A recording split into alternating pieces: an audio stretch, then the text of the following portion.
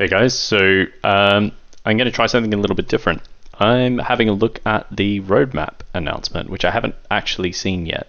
So I'm keen to have a look at the video that they released on YouTube to sort of summarize it, and I'll give my thoughts on what's coming. So without any further, let's kick off. Listen closely, for it is time Oh, for is that? me to tell you. Wait, is that the snake behind, like, in front of Tears of Guthix? Wow. Okay. I feel like I'm gonna get some little spoilers in this. She got big. Yeah. A story. This new age has been one of strife. The loss of balance initially tipped the scales towards chaos. And although order re-established itself for a short reprieve, it was not before the land had been marred from the conflict. While some events had been long awaited and I have no idea who all these people are. promise, others were unexpected, perhaps even mocking, and far more divisive. Oh. However, no matter which god one followed, to survive in this new age required one to fight, to evolve. Many that refused to chose to depart, taking solace in the ways of old. In order to weather this storm, many who remained felt no choice but to place their own survival paramount. While some others simply continued their daily toil, and a grim few stood firm against the gale. I like how they're really addressing the story arc of Old School in an RS3 and like the introduction of Old School, and people just kind of continuing on, people pushing through, knowing that they didn't particularly enjoy some of the things that were coming out. It's interesting seeing it in this way, and particularly coming from obviously like a voice of Guthix, of balance and that sort of stuff. Teeth bared in an iron grimace of resistance. Though set apart, we all found ways to survive and fight back. And through each and every one of us, victory has now been achieved. Now, the gods have been banished once again. The destruction they wrought is slowly being repaired.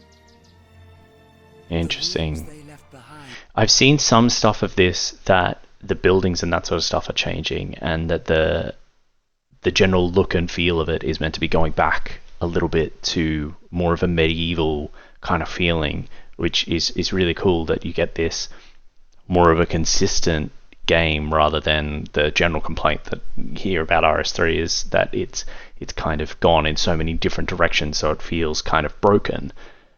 I haven't obviously seen that as much as of yet. You see it in little bits with cosmetics as you go around, and it's good though that they seem to be just taking this approach of coming back to what should be, a really medieval game. Yeah, you have gods, you have magic and that sort of stuff, but it's good that they seem to be coming back. Are beginning to heal. The people are returning to their everyday lives, and the allure of treasure has lost its luster. Good. While progress has been made, much work remains to be done. The people must try once again to find the best version of themselves, to remove the clutter and mess still left over from the strife, Yeah, wow. and to work on new ways of fighting back against the ills that linger on. Only through this can the balance be fully restored, and hope along with it for the old ways and the new to rejoin their hands in harmony. What was lost can never be returned, only mourned. But we can strive towards building something greater, and together step forwards into a new era.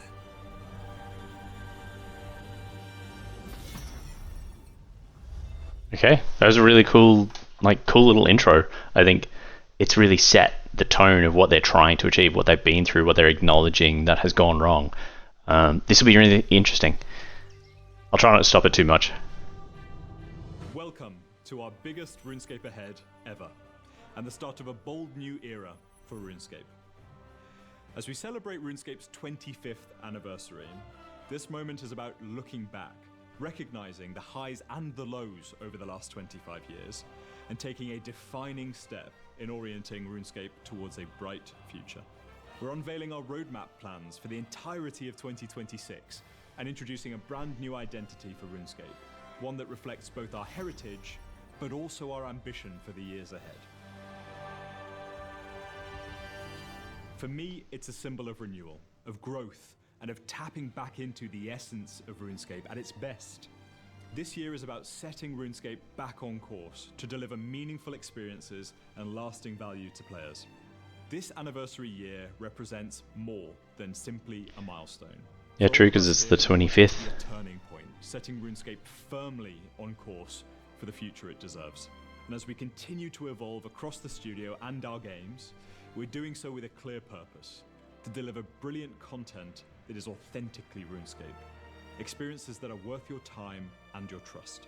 Now, we've got a fantastic show ahead, taking a deeper look at all of the incredible content planned for 2026 and our new dedicated integrity roadmap. So, without further ado, I'll hand over to the RuneScape team to talk all about the amazing things headed our way this year. We've got an incredible year ahead, and we cannot wait to finally share what's coming throughout 2026. But before we get into it, let's not forget that extra tiny thing that's happening today. By the time this show ends and we come back online, Treasure Hunter will be gone from RuneScape, and hundreds of gameplay impacting MTX items will no longer be on sale. With that said, let's dive in with our new integrity roadmap, now aptly named the Road to Restoration. The Road to Restoration is an entirely separate set of integrity releases that sits alongside our main content roadmap for 2026. Throughout the year, we'll be giving the core RuneScape experience a ton of TLC to restore a stronger, foundational experience for every player for years and years to come. I really like this wording of this sort of stuff whenever they're viewing things around RS3, is they seem to be wanting to go for years and years. Like they had this sort of language around that. I feel like with the change of CEO a while ago, he does have that view that he wants RuneScape to really last. Like obviously Old School's been around for ages, like in that sort of form, but it seems like he wants that for RS3. He wants that kind of commitment and community for it. So look, I agree with the ideals of that, so long as they actually stay true to it. And it feels like they kind of are with this sort of stuff. These releases will hit issues like Dailyscape pressure, yeah, early and mid-game skilling balance, visual identity, and a whole load more. And we're excited to kick off this Road to Restoration through 3 brand new releases going live today, right after the show. Starting with the UI, we unveil a fresh new look. I haven't actually been in yet and seen the new UI. I heard it mentioned that it was changing, but I didn't realize that it was in yet. That's awesome. To the UI that keeps all the functionality you need, with a cleaner, more classic and fresher look throughout. We've also improved the default layout to make it a stronger, more versatile alternative and something that works no matter where you are in your journey. As part of this, we're reintroducing the classic circular minimap and chat box, a small nice but welcome nod to the RuneScape many of us grew up with. This is just the first update in a series of iterative improvements we want to make to the UI, with many more improvements to come, working closely with all of you to take this even further. Speaking of visuals, our second release today will also introduce cosmetic toggle options. This Oh, wow. will selectively hide other players' worn customizations and their animation customizations at your discretion. Not a fan of wings? Hide them. If you want to authentically see what other people are wearing, no problem. That includes you, Timmy, with your half dragon, half adamant combo. We're not here to judge. All these cosmetic toggles. That I didn't realize that again that these changes were happening now, like, or that are already going to have been released. Like that's huge. Will release in today's update. It means that they're not like, sorry to stop and start, but they're not saying, oh, this is what's coming. This is something that it's not constantly like in the future. It's like this is what we're doing now. This is happening. And later this year, we'll give you even more toggle options to hide other players summoning familiar customizations too. Last but not And the toggle's nice. our third release Lets is people a choose. update for Gillinor, focused on iconic free-to-play areas like Lumbridge, Draenor, and Varrock. These areas now match the visual standard we're establishing across the game, with more to come later this year. And in what might be one of the weirdest patch notes we've ever written, we've also updated all normal oak and willow trees across the entire game to a stronger visual standard. Okay. Making it more consistent and cohesive with the game world. And on top of I thought they looked alright. in-game I'm curious to see it. functionality will be completely free for everyone this spring. This is Oh, part nice. of a wider effort to make tooling more accessible and genuinely useful for all players. These updates mark the start of the road to restoration and set the stage for a year of rebuilding. So was that free from spring or was that free for spring? Anyway, I'll look at that later. But so long as they make it a long-term thing, not just like, oh, here's a month trial. Strengthening RuneScape's core experience. In February, we'll launch our Combat Modernization update. This will bring the 3 original combat styles into the modern age, building on Okay, things that cool. worked in our approach for necromancy and avoiding the bits that didn't. This update will make the styles more intuitive and easy to learn through experiential gameplay, with refined ability lists slowly introduced as you climb through the levels, and a simpler, Yeah, makes deeper sense. synergy between abilities. Throughout the year, we'll continue to make further improvements to combat as a whole. We'll have a full list of proposed changes in our supporting RuneScape Ahead blog, so be sure to take a look at the specifics after. Some of these bosses are insane. This is my first look at some of them. Early game experience with our first of many updates to rebalance the game. We'll be looking to tackle unneeded friction in those early levels by solving their root issues. Think catch rates on shrimps, pickpocketing stun chance, drop tables, and much more. We Okay. want skilling to feel simple, rewarding, and engaging, encouraging players to progress into the depths these skills have to offer as they get invested. We'll follow that with a similar update for the mid-game in summer and a late-game update in autumn. I think that's really, though, where they need to focus on. I think that's something Old School did really well, is it really tackled that early to mid-game with the Valamore stuff, with the mid-game stuff coming in. It meant that you had such a smooth transition through it all. Admittedly, obviously, I was using Wiki, obviously, and all that, so you kind of know different pathways to go. But just the general play style as a whole for people, nailing that early mid-game, that's where most people are, really. Like, you have to really cater to that audience, particularly if you want to grow it with new players coming through, not just all of us who played it growing up, so we've kept along with it. They need new players, so they need to really nail that introductory and that growth sort of experience. RuneScape is at its best when you are logging in because you want to play, as you forge your own path to achieve your goals. Yep. Dailyscape is completely counter to what makes RuneScape RuneScape. Yep, In this love it. update, we'll be taking a holistic look at all Dailyscape systems, from shop Great. stocks to Weeswax to D&Ds, and even, yes, those hourly wildy events. We want RuneScape. Don't know what they are, but enjoy playing I'm here for it. for what it is, when you feel like it, and without a checklist of chores to complete. Auras create a time pressure and a feeling of complexity with extra things you feel like you should consider. Yeah, I've not when come you're across setting them up yet. before you start the task at hand. That's why this spring we intend to fully remove all auras while redistributing some of those benefits to the core game experience. No more aura refreshes, no more limited peak efficiency, just a more enjoyable gameplay loop. The Grand Exchange I don't know heaps about that sort of stuff, or really anything about the aura stuff, but I have heard about quite a bit about like Efficiency-scape, and that it's such a trap for RS3. anything that they take steps away from that it's good in my view, because that's really the playstyle of RuneScape. You log on when you feel like it, and if you pick it up in an hour's time or if you pick it up in a year's time, that experience is still the same. You haven't felt like you've really missed out. You've just chosen to not play for that period of time, and it's really up to you what you feel like. That freedom is really, I think, what makes RuneScape fun. We'll also get some love as we set out to address your most desired features and improvements. So we're going to get in there to improve things like how items update their price, buy limits, and more. And as we start development, we want to hear from you with what changes and improvements you'd like to see at the GE. Finally, later this year, among many other Road to Restoration updates, we'll also improve our social systems through a dedicated Okay. update. While we're still working on our full design for this update, we want to improve the overall social experience by improving things like chat range, improvements to broadcasts for things like your collection log drops, and some clan-centric features that make socializing in RuneScape much stronger. Interesting that they mentioned that. I didn't know that the collection log stuff wasn't a thing in RS3.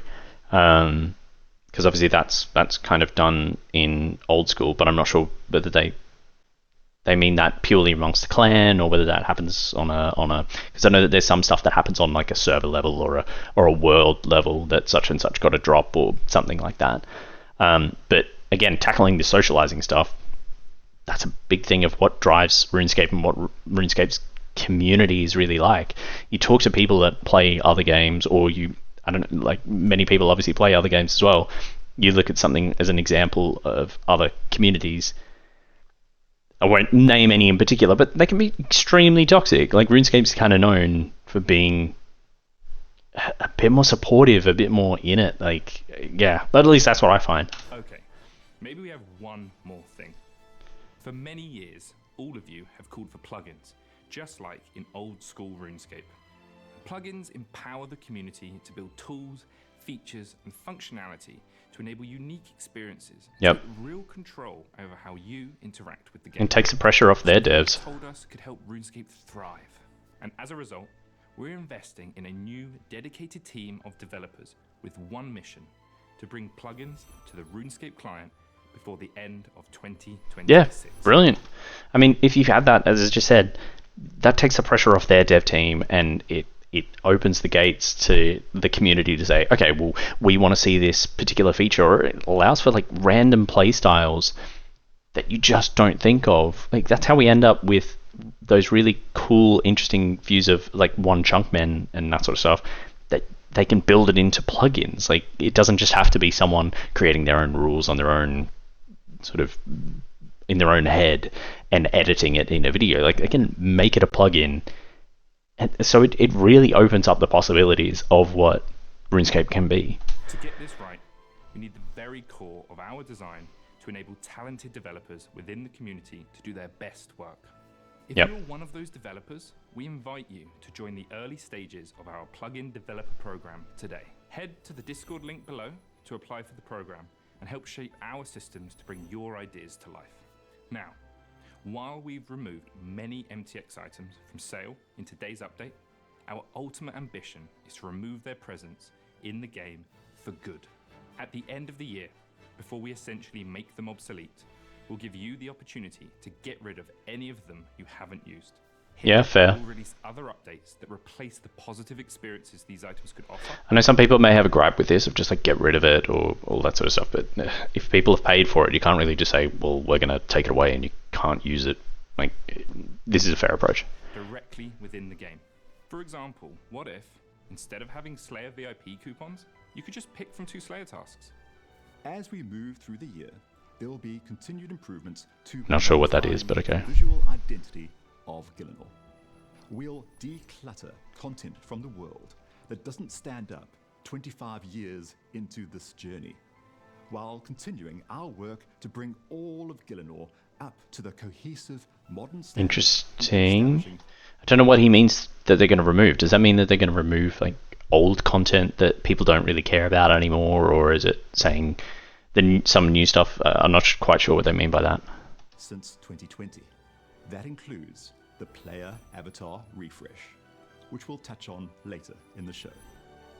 Okay. The road to restoration is just the first look at the core initiatives to help give RuneScape the care and attention it deserves over this year. We want this roadmap to evolve with your feedback as we move throughout the year and be shaped by all of your voices, your ideas, and what you think should be tackled next. All of this and more is coming this year. And the best bit of all, we haven't even gotten to the new stuff. So let's start with Havenhe. Oh, okay. So, what is Havenhe? Havenhe is RuneScape's biggest area expansion yet. Okay. It's a Nice. massive stretch of land to the east of Mauritania, filled with new villages, stories, people, adventures, encounters. And a massive, bloodthirsty hedgehog. Can we Sure. talk about the Dreadhog yet? No. Okay, moving on. Havenhe was once home to a First Age civilization, and it's a landmass packed with lots of rich, layered history. Back in the First Age, Havenhe was home to a magical nexus, the birthplace of the Colossi, and a long dormant gateway to Vampirium itself. But it's totally safe, and nothing will go wrong there. Don't worry about it. So what's Havenhe's vibe?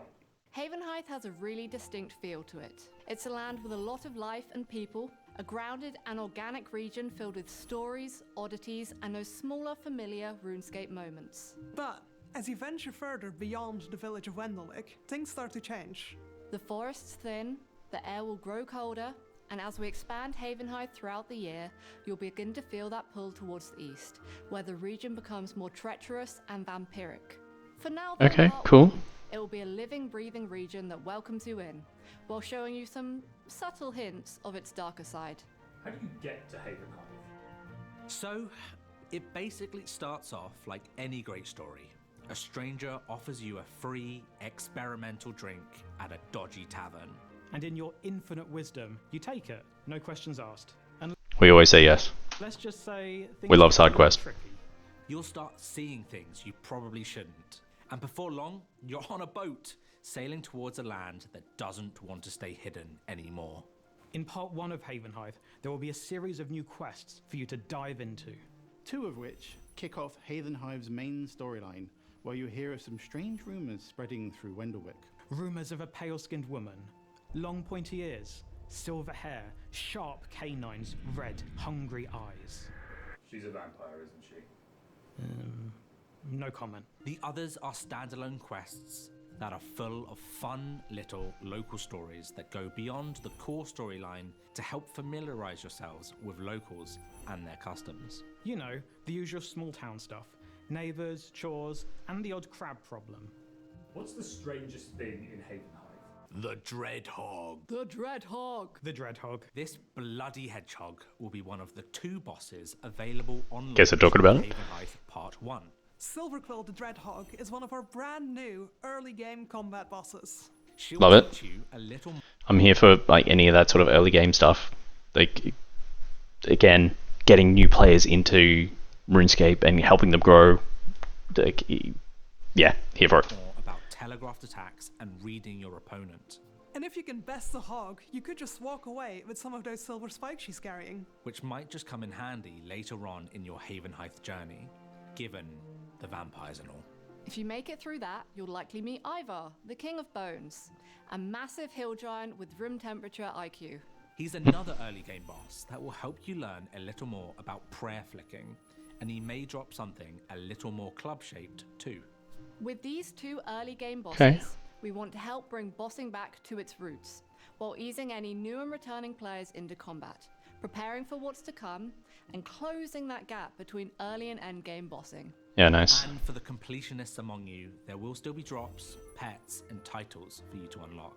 Alongside these new combat bosses, we'll also be introducing a new early game Slayer creature called the Sanguine Crawlers. Outside of Sure. combat, Havenhe Part 1 will also have an extension to the Hunter skill, taking it to 110 with an expansion to the Big Game Hunter system. This time though, it's not all about tracking, it'll be about surviving. giant creatures will be sniffing you out, and you'll need to find a way to gain the upper hand and take down the creatures. By doing so, you'll get your hands on some loot, the best hunter XP in the game, and those all-important materials needed to craft the new level 85 to 90 ranged armor. Or the brand new Masterwork ranged armor. That's cool. More on that as we get closer to release. Beyond the hunt itself, there will be a load of other ways for you to train Hunter in Havenhe, such as clockwork trapping. You'll craft a bunch of mechanical birdhouses, place them across Havenhe with bait, then return Does RS3 have birdhouses? This is something new. later to collect your catch. Crafting these birdhouses uses logs from the latest 110 woodcutting update, from the most basic all the way through to eternal magic logs. Each tier forming the base of a stronger trap. And for those of you It just sounds like normal bird traps. who prefer a more laid-back approach, clockwork box traps are also making their debut. Last year, we talked about bringing in new integrity-focused ways to train that feel rewarding and grounded without relying on any MTX items. Clockwork Good. box traps lean into that idea and are a new, efficient, fully craftable method available early enough to stay useful as you level. They're designed to be a more relaxed training method, and one that fits neatly between each of your hunts. Other things in the hunter skilling update? Blackchin chompers. Anything else you want to say about Blackchin chompers? Blackchin chompers. Okay. You'll also start to notice some new jackalope faces Sure. hopping around in part 1 of Havenhe. They're a step up from rabbit snaring, making early game hunter much smoother and more enjoyable for players starting out. And while we're at it, there'll be a new soil sifting archaeology familiar too. Okay, after just having had my first little thing into archaeology, anything that makes it a bit more interesting is kind of good. As you explore Havenhe, you'll meet new faces, lend a hand where it's needed, and earn achievements tied to the people and places you discover along the way. And as you travel beyond Wendelwick, you'll start to uncover new resources never before seen in Gielinor, like red ivy, a slower depleting tree for relaxed woodcutting, and giant crayfish at level 82 fishing. Over the next year, Havenhe will continue to expand as we add more content to it. I mean, if they do this, and it feels a little bit like that, if they do this in the same sort of way as like Valamore, in that phased approach, and it seems like they're doing that introductions with bossing, get that progression, and also if they do it in the feel of something like that, where you feel like you are in another culture or another race of people and that sort of stuff, I think that'd be really cool. Like, I love that with the Valamore release. Obviously, my frame of reference is Old School. When you had that, it was like, yeah, you were discovering a new place. You got to really explore and have that new feeling. Anyway, I hope it sort of has that same sort of success. With a new story quest later in the spring, A new First Age archaeology dig site in the summer. and a conclusion to Havenhe's story with Part 2, releasing towards the end of 2026. Yeah, cool. Where you'll also meet the Grazi Blood Knights in a brand new solo and duo combat boss encounter. I love the idea that they brought into Old School as well is the idea of specifically multi combat bosses and whatnot. Like it you can do it solo, but it rewards you for playing with others. It really drives that building a team together and whatnot. Like it's just a good thing to bring into what should be a quite a social game. Like it's, yeah, obviously Iron Man you play a bit on your own, but group Iron Man and duo bosses and all that sort of stuff, it really drives that. Super excited to bring part 1 of Havenhe to life on the 23rd of March. Cool. This is a big moment for RuneScape, and we want to mark the next step in our new chapter. We can't wait to drink that dodgy experimental drink and set sail to Havenhe. Meet the people who live there and make Havenhe your new home.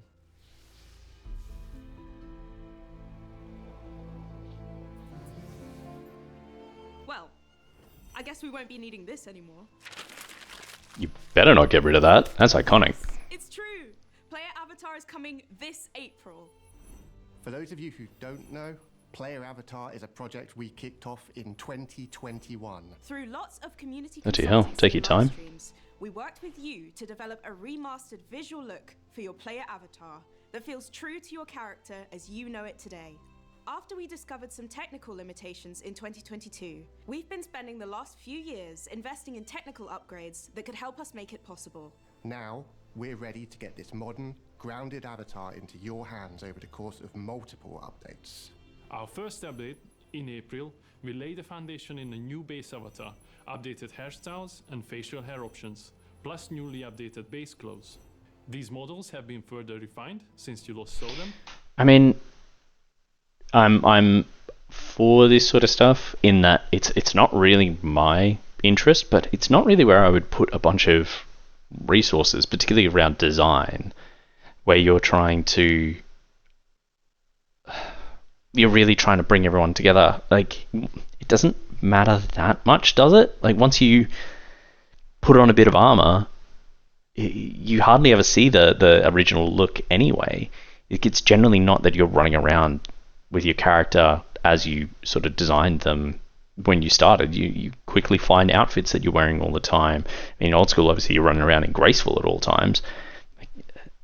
It seems a bit odd, not my massive preference, but we'll see. With slimmer profiles that more closely align with today's player avatar. We'll also be improving the quality of the chat heads, including chat head animations. And we'll be looking for your feedback to help prioritize our future releases happening throughout the year. From which items or cosmetics we should update first, through to NPCs you'd like to see brought up to this standard. Look out for a survey this April to reshape... Okay, so they'll do it with NPCs as well. Finally, we know that some of our modern outfits have sometimes felt like they have an odd shine to them, or maybe look a little bit too flat or too smooth in certain environments, while compared to the older, grainier textures. As part of the road to restoration later this year, we'll be rolling out rendering updates to begin to address this. And as we move through 2026, we'll keep fine-tuning and improving the look and feel of your character until we get it just right. Look out for the first stage of the player avatar refresh this April. Okay, so it seems like it's beyond just that initial look. I guess it's outfits, it's NPCs. Like, if you're updating NPCs, obviously that's stuff that you see all the time. And if it's outfits that you're wearing and how they look and feel, I'm for that. And if they start to address things like the one that comes to mind for me that I always see is around like staves or staves, how do you say it? And the sort of like shimmer stuff that falls off. Egregious, bright, shiny things like that need to be dialed back. And I think hopefully maybe they address that sort of stuff with in this sort of, I guess, bucket. It's been a long time coming, but later this summer, we're bringing new life to the player-owned house. The player-owned house is... Okay, the only context I have of this is apparently it's not as good as what it is in Old School, in that player-owned houses are just not as intense, not as big, not as functional, but that's about it. So I don't think I'll have much on this. Part of RuneScape since 2006, almost 20 years ago. And while the game has grown quite a lot since, the player-owned house has stayed largely the same. This year, we want to change that and give player-owned housing the attention it truly deserves.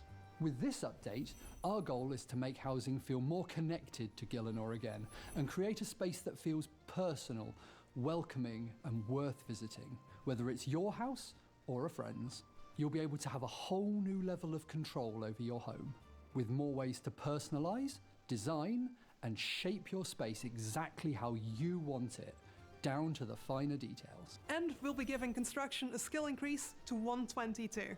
We're also introducing a new recipe system that allows you to unlock and build furniture inspired by your past, present and future adventures. Imagine taking down a boss and proudly displaying a trophy from that battle right in your own home, or even completing a quest and having a keepsake. Does that not have... I mean, the quest one sounds cool, but with boss stuff, do you not have like display case stuff like you do in Old School? It seems kind of in line with that, but I guess there's a lot more that you could do with it, so that's quite cool. And I like the idea of being able to personalize it a lot more. Feels like in a player-owned house, you always just have the highest thing that you can build. So it'd be nice if there's a little bit more personalization in that. As a reminder of the adventure, Through the new recipe system, our goal is simple: to make your home a living reflection of the path you've taken, Yeah, the cool. memories you've made, and the victories you've earned. Part of this update is also about bringing back that social spark and the joy of showing off your home, inviting friends over, and maybe even hosting the occasional house party. And don't worry, we've learned a thing or two since that other big house party. Nice. Giving the player-owned house a much stronger purpose again, and a place for creativity, pride, and connection. Yeah. Making it feel like a true part of your RuneScape journey. Okay, We're still cool. in early design at the moment, so we would love to hear what you would like to see from player-owned housing. We can't wait to share more as we get closer to launch, and to take that journey together with you. After everything we've talked about today, there's still plenty more to come this year. In the spring, you'll be able to jump into a brand new standalone quest. It's a fluffy adventure and a spiritual successor to Gertrude's Cat. Think Lady and the Tramp meets Fort Forintry, just more fur. In autumn, we'll release another standalone quest. It's something a little different, but still true to our roots. We're also bringing in remastered content updates at the end of spring, and again in autumn, as we revisit some classic pieces of content. More on exactly what this involves and what content we'll remaster later this year. And of course, we'll have seasonal events throughout the year with a focus on stronger game integrity and quick ways to drop in, take part, and leave with a fancy reward. And finally, in October, Runefest is back. We can't wait to see all of you in person and share more content reveals for 2027. Now, you're probably thinking, when are they going to drop their typical, but wait, there's one more thing moment? So, without Yeah, fair. further ado, let's end the show on one final thing. That's right, Leagues is coming back to Oh, nice. this autumn. After the incredible response from all of you in our first ever league, we're taking everything we've learned and we're pushing this one step further with Leagues 2. This time, it'll be bigger, faster, and basically even more busted. Yeah, There's good. going to be That's what it's for. Overpowered relics, new tasks and challenges, new rewards, all with a brand new Leagues twist that will completely flip RuneScape on its head. I think it's the commentary that everyone said since Leagues 1 came out. They need to learn from Old School's Leagues. Just take lessons from that. It has done really, really, really well. It just continue to build on that. The feedback seemed to always be, autocomplete quest lines, and I know that feeling. You don't want to spend time in this accelerated mode doing just quests. That doesn't really get sped up.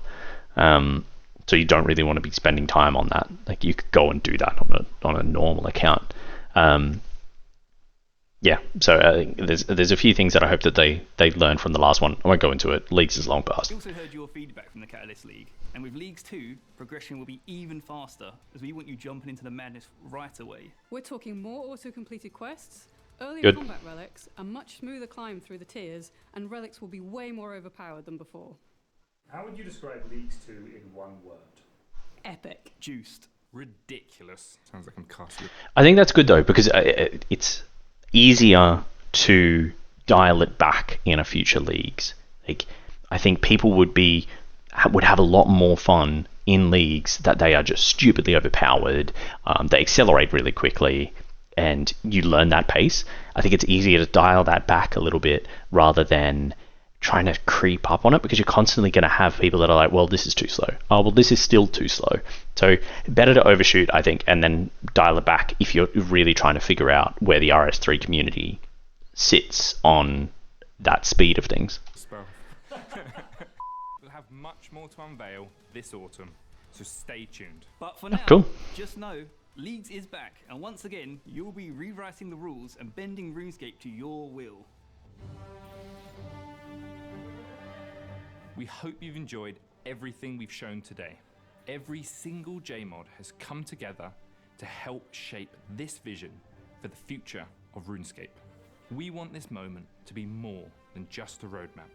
It's a promise to build a world worth returning to time and time again for decades to come, together alongside all of you.